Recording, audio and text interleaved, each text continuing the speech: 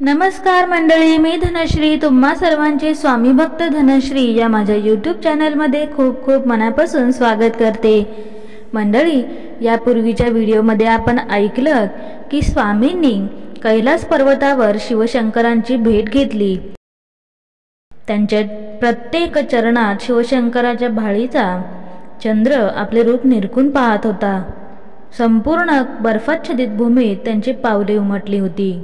चला तर मग त्यापुढील कथा आपण आज ऐकणार आहोत। कैलास पर्वतावरून स्वामी माघारी वळले।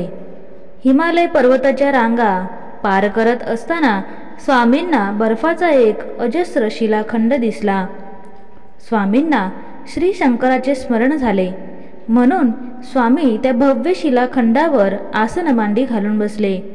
त्या क्षणी स्वामी दिगंबर अवस्थेत होते, तरीही त्या बर्फाच्या शिलाखंडावर शांतपणे बसले, जणू तो शिलाखंड म्हणजे गुलाबाच्या पाकळ्यांचा पसरलेला गालिचा आहे। इतक्या सहजतेने त्या कडाक्याच्या थंडीत बर्फावर बसले। आश्चर्य म्हणजे बर्फ अतिशय उबदार आहे ह्याची जाणीव स्वामींना झाली। स्वामी ध्यानस्थ बसले। त्यांच्या मुखातून श्री शंकराचे नाम निनादू लागले। तो नाद हिमालयभर घुमू लागला। तो नाद हिमालयात भटकंतीच्या उद्देशाने आलेल्या एका चिनी दाम्पत्याच्या कानावर पडला। ते चिनी दाम्पत्य त्या नादाच्या दिशेने ओढले गेले आणि त्या शिलाखंडाशी आले। त्यांच्या लक्षात आले की कोणी योगी पुरुष ध्यानस्थ बसला आहे आणि त्याच्या मुखातून नाद उमटतो आहे। ते जवळ जाऊन स्वामींना निरखू लागले। तेव्हा त्यांच्या लक्षात आले की स्वामी दिगंबरावस्थेत बसले आहे। भोवती तेजाचा प्रकाश पडला आहे, परंतु स्वामींना दिगंबरावस्थेत पाहून ते दाम्पत्य हसू लागले। स्वामींची कारण नसताना निंदा करू लागले। एवढ्यावरच ते थांबले नाहीत, तर स्वामींच्या समोरच त्यांच्या कामचेष्टांना ऊत आला। त्यांना वाटले स्वामी तर ध्यानावस्थेत बसले आहेत, त्यांना काय कळणार। स्वामींना अंतर्ज्ञानाने सर्व काही कळले हे त्या दाम्पत्याला कळलेच नाही। स्वामींनी काय केले तर ते दोघांच्या शरीरात बदल केला। स्त्रीचा पुरुष झाला आणि पुरुषाची स्त्री झाली। ते चिनी दाम्पत्य घाबरले। त्यांच्या लक्षात आले की एका योगी पुरुषाचा आपण अपमान केला आहे। ते दोघे स्वामींना शरण आले।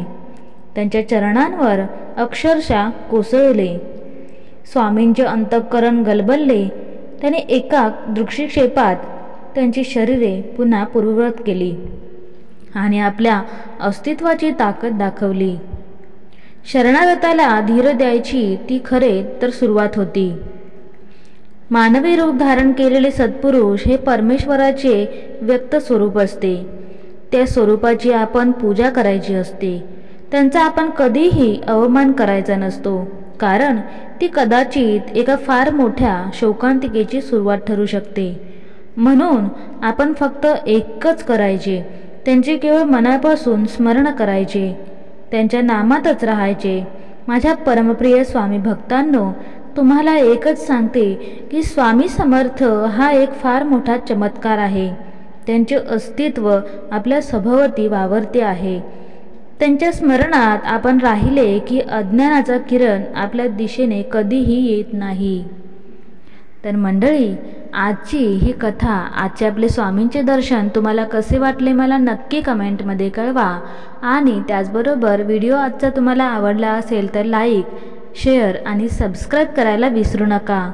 पुन्हा भेटूया अशाच प्रकारच्या नवीन व्हिडिओसह। तोपर्यंत श्री स्वामी समर्थ।